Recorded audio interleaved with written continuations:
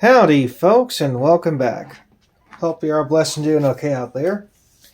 Well, for today's video, I present to you the Great Age Steam Express.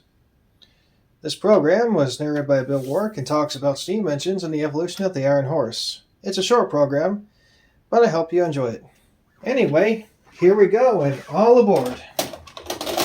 Enjoy, folks.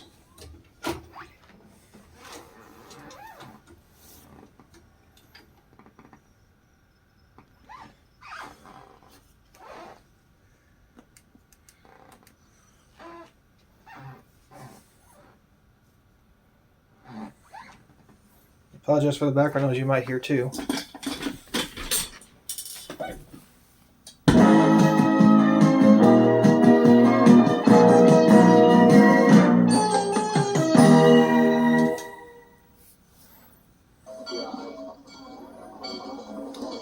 The Iron Horse now is a museum piece, but for over 100 years, he roamed the length and breadth of the country during the great age of steam on the American railroads.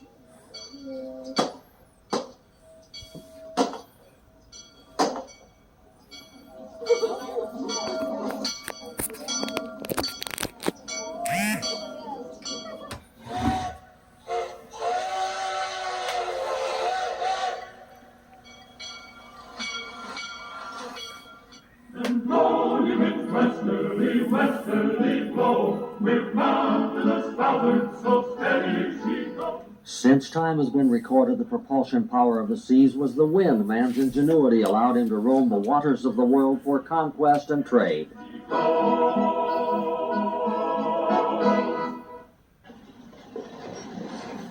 On the land, the horse was stronger than a man, and here man's dominance made the animals beasts of burden.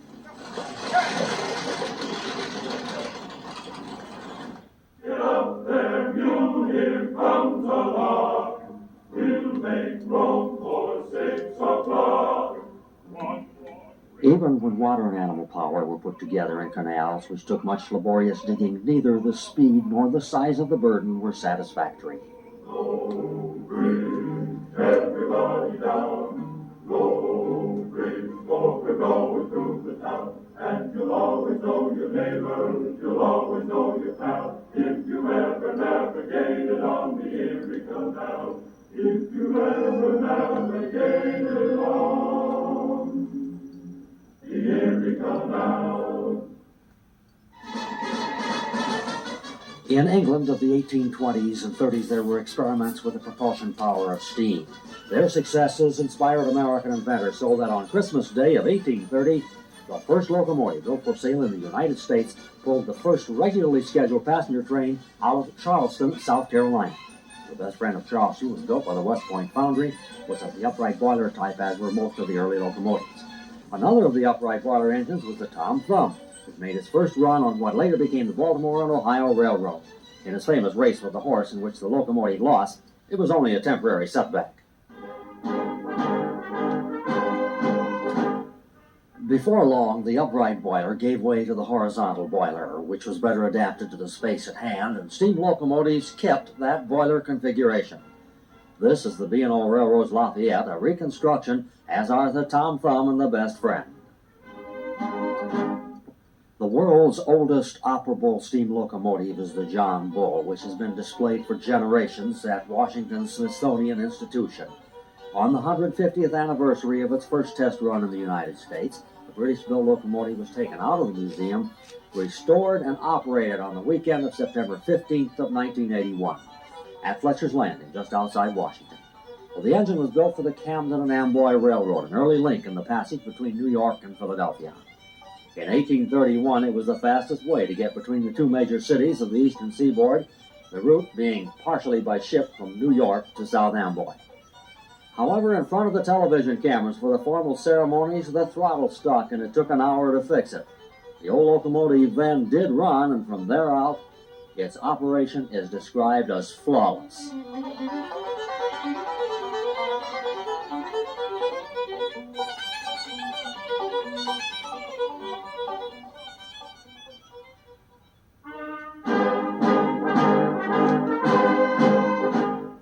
As the new nation moved through the middle of the 19th century, the engines got larger and stronger, and the names of their builders were attached to the lexicon of the new world of the railroad.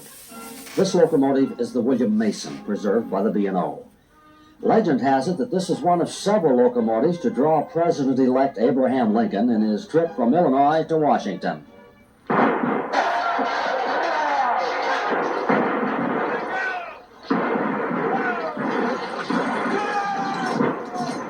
For the first time in history, railroads became a weapon in war, when the conflict between the North and the South was fought in the 1860s. The North had more railroads and equipment so that it could move its men and materiel farther and faster. This is believed to be one of the reasons for the Northern victory. But the most famous locomotive of the war came from the Confederate side, the General of the Western and Atlantic Railway.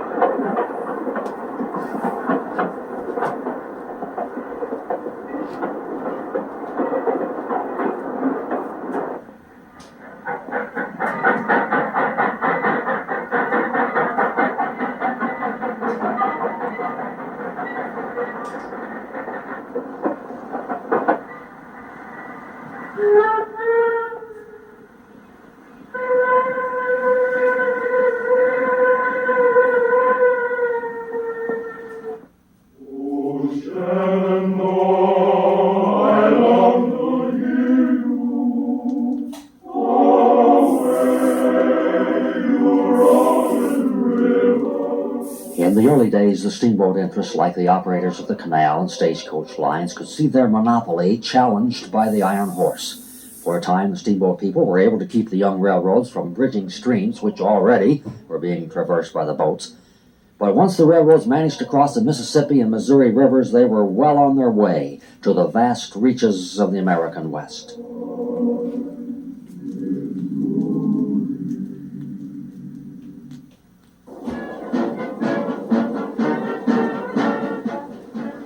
Here is the 100th anniversary celebration of the completion of the first transcontinental railroad link. Now, 100 years after the Golden Spike ceremony at Promontory, Utah, Virginia and Truckee locomotives stand in for the Central Pacific's Jupiter and the Union Pacific's number 119. As the ceremonial spikes were hammered home on May 10th of 1869, the telegraph signaled to the rest of the country that there now was iron rail linking both coasts, and it set off gigantic celebrations across the land.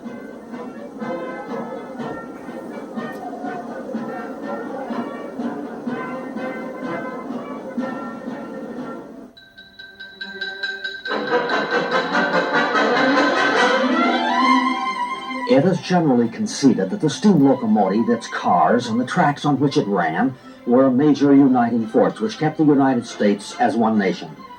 From the original 13 colonies, the railroad spread across the vast wilderness to the Pacific Ocean, with the settlers, their farms, and industries following. In these days of the automobile, superhighways, and airlines, it is difficult for us to appreciate what the coming of the railroad meant, not only on the lonely barren plain above the Great Salt Lake, but at every small or large town. For generations, the arrival of the daily train was the big event in many communities, spanning as it did the distance to the rest of the country.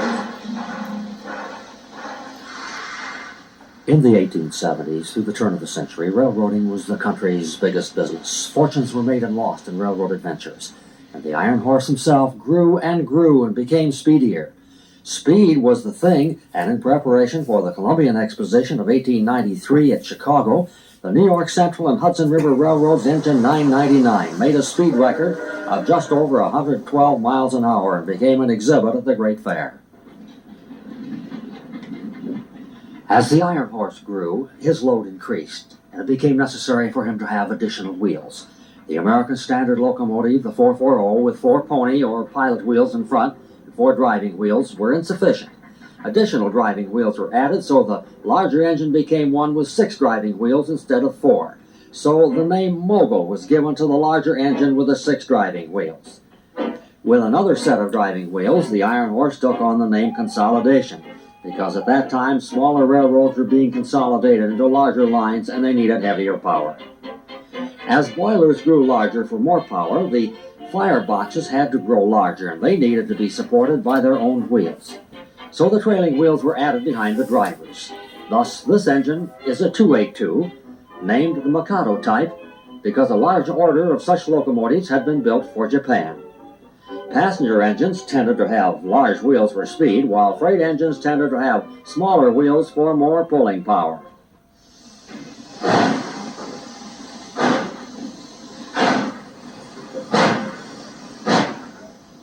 The Pacific class on the Pennsylvania Railroad, 462s called K4s, were tremendous performers.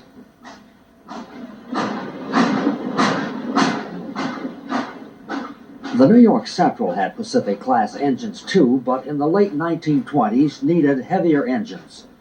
So they went to the 464 wheel arrangement in their J class of Hudson type locomotives.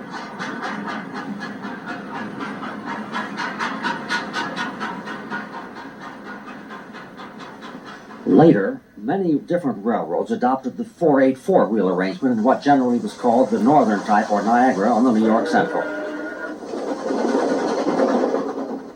There were other wheel arrangements as dictated by the needs or whims of one railroad or another, like the Berkshire type, seen heavily not only on the New York Central, but on the Nickel Plate Railroad. The Berkshires could haul a fast passenger train or a heavy freight, so versatile they were. A Frenchman named Anatole Malley developed an articulated engine which was really 2 and sometimes 3 engines running off one boiler. Here, the Norfolk and Western Y6B has low-pressure cylinders in the front section, which swings independently from the rest of the engine, the rear driving wheels being actuated by high-pressure cylinders. So the steam was used twice before exhausted into the atmosphere.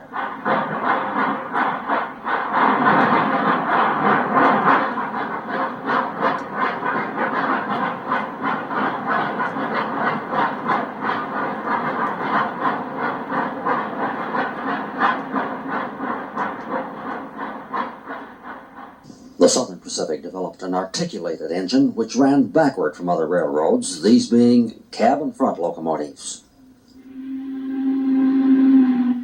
On the Union Pacific, the term Big Boy accurately described their 4-cylinder articulated locomotives used to haul heavy freights over the steep grades of the line Sherman Hill between Laramie and Cheyenne.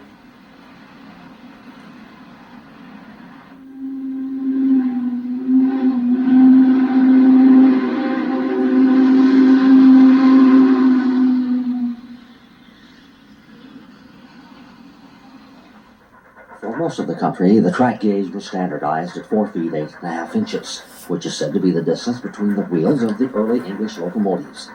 They were said to be that far apart because that was the gauge of the wagon wheels in England.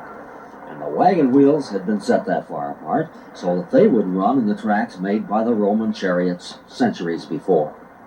So as the legend has it, our railroad track gauge was influenced by the Romans. But in the rugged mountain country, a narrower gauge was adopted with smaller engines and cars because the smaller track could be built easier. And sometimes it was smaller or not at all, as in the Rocky Mountains, where this Denver-Rio Grande Western narrow gauge line once brought down the gold and silver from the hills. When the gold and silver ran out, the tourists found the railroads, and the tourists brought their own gold.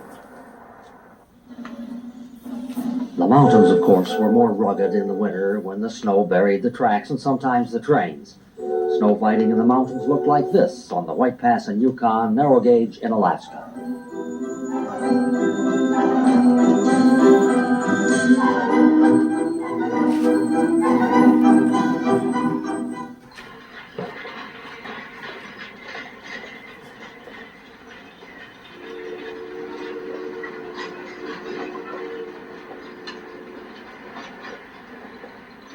But the job of the Iron Horse was more than all work.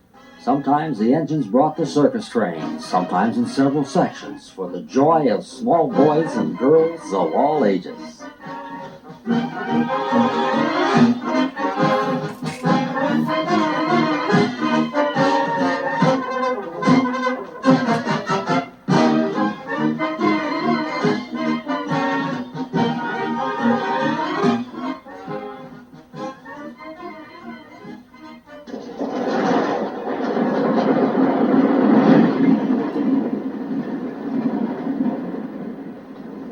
For passengers, the railroad train was such a superior mode of travel, and so much faster, that it soon ended the monopolies of the stagecoach and the river steamer, and became a monopoly in itself. There were the short-distance trains, the accommodations which brought people from the smaller towns to the larger rail centers to pick up the trains which went the longer distances. The luxury on board the fancy trains from the late 1800s through the 1950s was in great contrast to the trains which earlier carried the immigrants to their new homes and farms in the great American interior. On board the Pullman cars there were warm and comfortable beds. Trains which in the years after the middle 1930s also were air-conditioned. The parlor cars and the sleeping cars and the dining cars were like great hotels, serving up comfort and the finest in cuisine. But with the arrival of the personal automobile, the great highways, and the airline planes, the railroad passenger train suffered the same fate as its predecessors in travel. The passenger service shrinking as the demand was reduced. And the great era in the transportation saga was over. As the automobile and air age surrounded the railroads, there came the urge to streamline the locomotives and trains to make them look modern, if nothing else. But there was something much deeper than cosmetic appeal at work. The diesel engine was an internal combustion machine. It was an invention which first powered the German U-boats of World War I.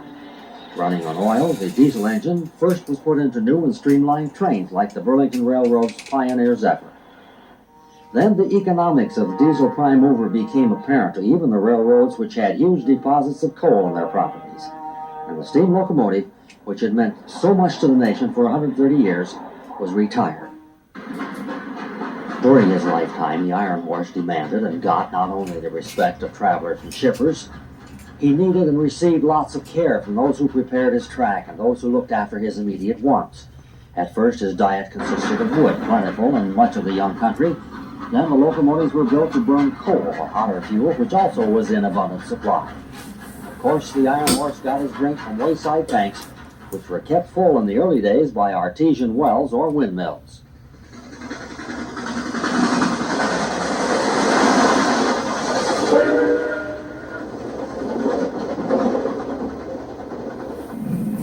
The art of locomotive building was developed during the entire life of the iron horse.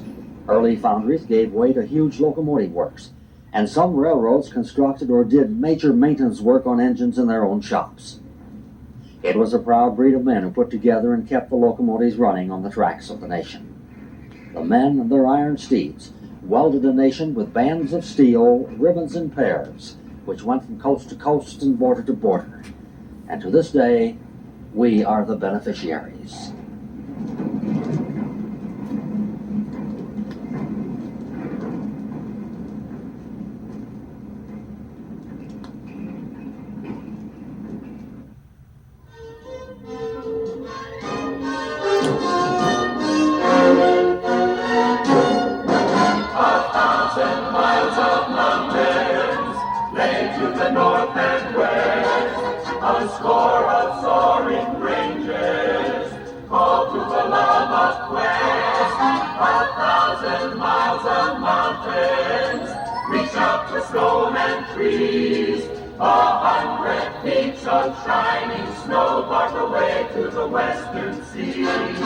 But a mountain was made to conquer, as a river was made to cross. And the ribbons of steel for the great grand wheel show the mountains who was force. 1,000 miles of mountains, from prairie to Puget Sound, couldn't bar the men who harbored the end to travel the rugged ground of those 1,000 miles of mountains.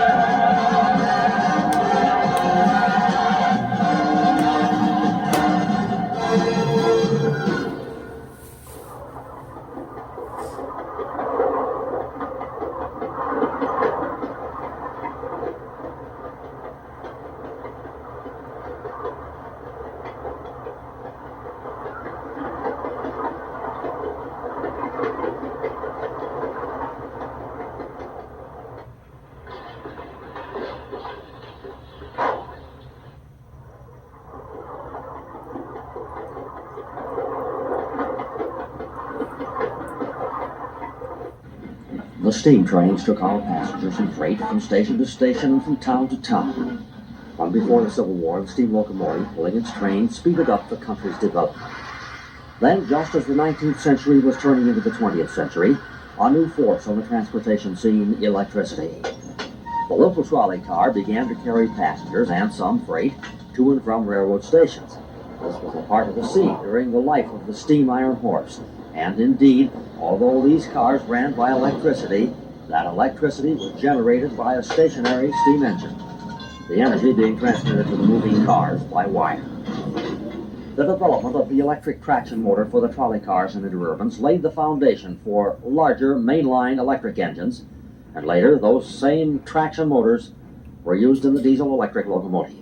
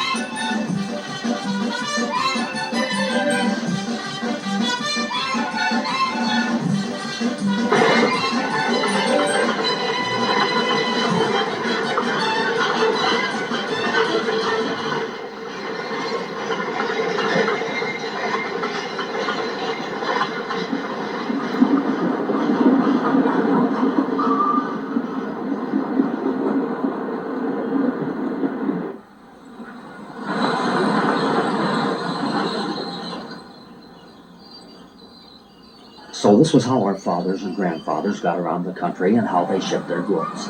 By railroad train, pulled by the steam locomotive, and by trolley car for the shorter distances.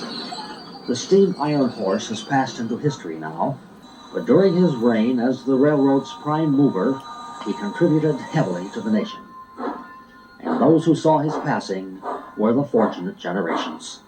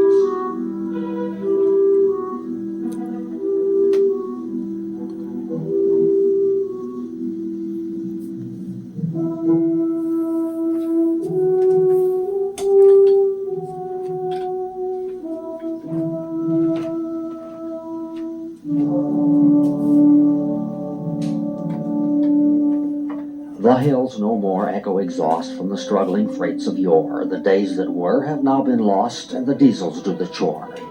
On Sherman Hill and Cumbrous Pass they come and go no more, beauties of old, of varied class, which drove through the Moffat bore. Sights and sounds of the Empire State, high-wheeled to a lasting fame, from the Hudson shore to the Golden Gate, things never will be the same. Across the land, its breadth and girth, the iron horse had set the pace. He changed the face of all the earth, but now he has run his race.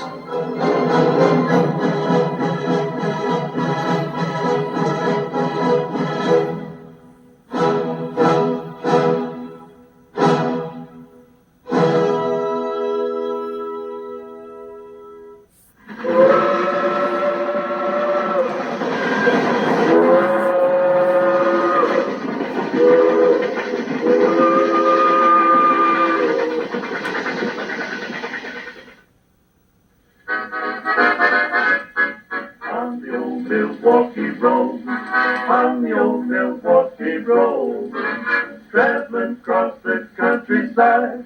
My oh my, what a wonderful ride when you hear that diner call, an invitation to you all. Wheels are clicking on the track, they'll take you there, bring you safely back on the old Milwaukee Road, on the old Milwaukee Road. All aboard, on the old Milwaukee Road.